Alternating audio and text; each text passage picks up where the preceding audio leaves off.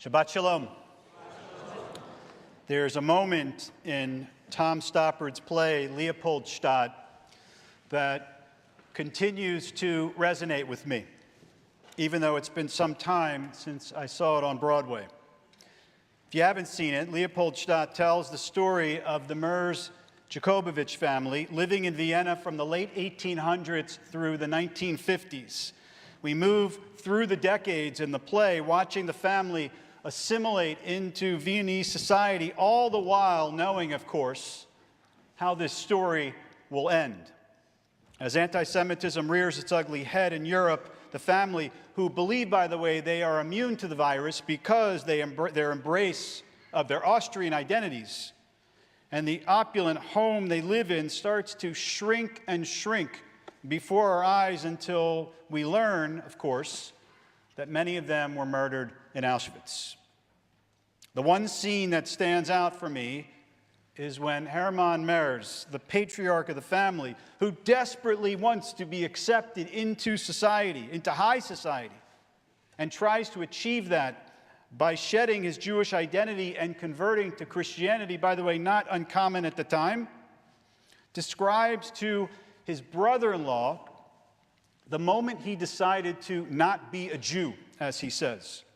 When he was a child, his grandfather told him about the time his hat was snatched off his head and thrown to the ground because he was a Jew. "What did you do?" young Hermann asked his grandfather. "Why, I picked up my cap," he said, "and I had a good laugh about it." Now, I want you to contrast this story with one that describes another moment in Jewish history. Amos Oz, one of Israel's greatest novelists, describes in his book, A Tale of Love and Darkness, the night of November 29th, 1947, when the UN voted to partition the land, creating a Jewish and a Palestinian state. He told how, as a young boy, Amos rode on his father's shoulders through the ecstatic streets of Jerusalem, and long after midnight, still wearing his dirty clothes, he crawled into bed. Moments later, Amos felt his father get into bed with him, not to scold him, he said, for still being in his clothes, but to tell him how when he, Amos's father, had been a boy, students at his Polish school had stolen his pants. When Amos's grandfather went to the school to complain, the boys, joined by the girls, attacked him, took his pants as well. It's a story of utter and complete humiliation.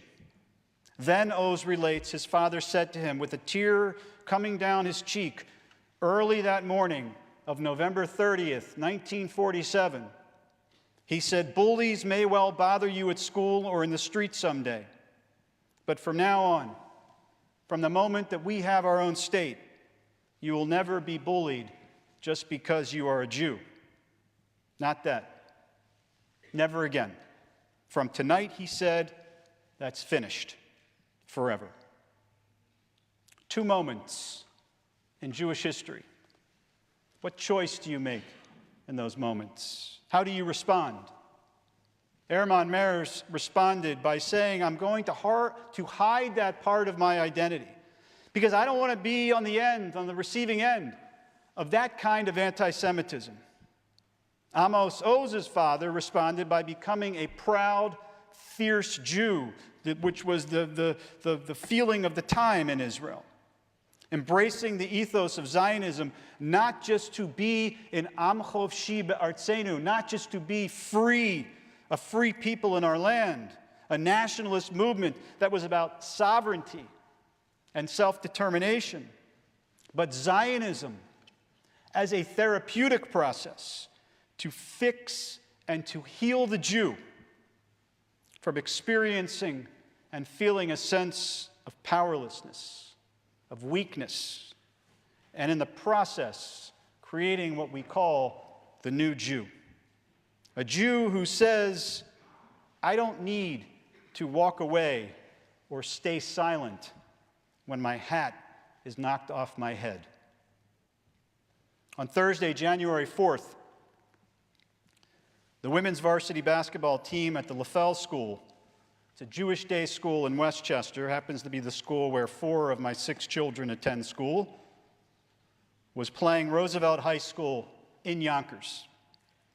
As one student reported, the game became hostile earlier, and the girls on the Roosevelt team were shouting, "Free Palestine." They were hurling other anti-Semitic slurs at the players. As it was reported, one player saying, "I support Hamas, you effing Jew."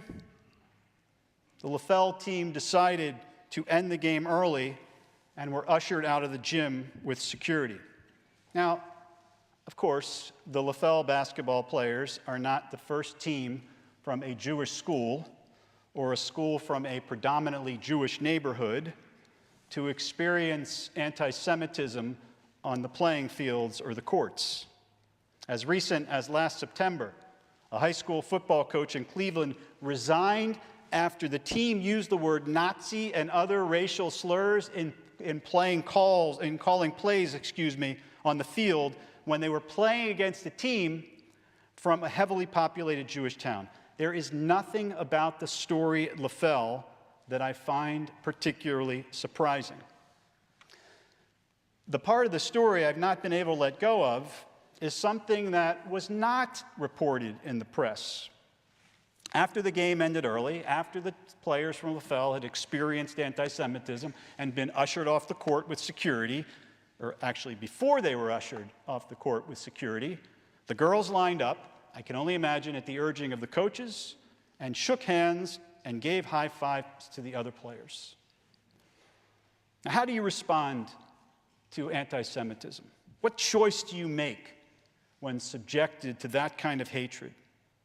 Kohelet says there is a time for hate and there is a time for love. In other words, context matters. Don't get caught up in the words hate and love, but context matters in how we respond in this charged time. In other words, this isn't a typical moment of trash talk on the field. In this charged time, when we live in a world where events like October 7th happen, where Jews are targeted, raped, and murdered simply for being Jews, when someone calls us an effing Jew, that's not the time for a handshake. Or, as the school suggested in a communication with parents, a face-to-face meeting with players from both teams to talk it out. And while I know a coach was fired and a player was suspended, I'm far more concerned with how we respond to our children. This was and is an important and impactful teachable moment. I would have preferred to see a strongly worded statement from the school that this kind of behavior is unacceptable. This would have been a powerful opportunity to gather the community together. My guess is that for many students, they have limited experience in confronting behavior like this so directly, so targeted. What are the possible responses? Communicate the message that it's okay to be outraged by this event, that we are not powerless to respond, and we don't need to feel silenced or to run away from making public statements because, as my mother would have said, we don't want to rock the boat. We don't want to make too much noise. We don't want to be too loud. I want our kids to know that we are strong, that we are proud Jews, and that we should walk through this world wearing that, owning that, and not burying this story in the pages of the New York Post because we don't want to bring unnecessary attention or embarrass another community. We learned this very lesson from an unlikely source in this week's Torah portion. As the moment of redemption gets closer and closer, the Israelites are commanded to offer the Passover sacrifice. And the Torah is very specific about how the meat of this sacrifice should be prepared. It says, "Do not eat it undercooked or boiled in water, but only roasted by fire, its head with its legs and with its innards." Now, why did the Torah insist that the meat had to be roasted over an open flame? So one commentary, the Da'at Zikanim, a compilation of medieval commentators, and I'm grateful to Rabbi Elliot Perlson for bringing this source to my attention, teaches that partially raw and fully cooked meat don't always have a smell. But think about grilled meat. Think about your neighbor having a barbecue. Think about the glory of that smell, right? Of roasted meat from a distance. It's one of the great aromas of life. Even though freedom was coming, you can imagine that the Israelites the slaves continued to fear their Egyptian taskmasters. The sheep was worshipped by the Egyptians as a god. And in order to not arouse the wrath of the Egyptians, the Israelites were going to eat it partially raw or undercooked, quietly, not making too much noise, hoping that they wouldn't smell the sacrifice. The Egyptians wouldn't get too upset about what was happening. God said to the Israelites that that's not the way for a free people to walk through the world. In essence, God was instructing the Israelites to stop walking with their heads down. Instead, our ancestors were commanded to pick their heads up high and be proud of the fact that they were Israelites, that they were free people. Roast that lamb, God was saying. Let the smell permeate and make sure that the Egyptians know what is happening literally underneath their noses. Friends, the prophecy of Amos Oz's father that morning of November 30th, 1947, when he said, from now on, from the moment we have our own state, you'll never be bullied just because you're a Jew, not that, never again. Those words have sadly not been fulfilled. And in this historic moment, in this crossroads moment that I believe Jews will be talking about and commemorating for hundreds, if not thousands of years from now, the choice of how we respond to this moment rests solely in our hands. When faced with the reality and sometimes danger of antisemitism, we can choose to retreat, we can pull back from Jewish practice, to scale down our identities, to not make too much noise.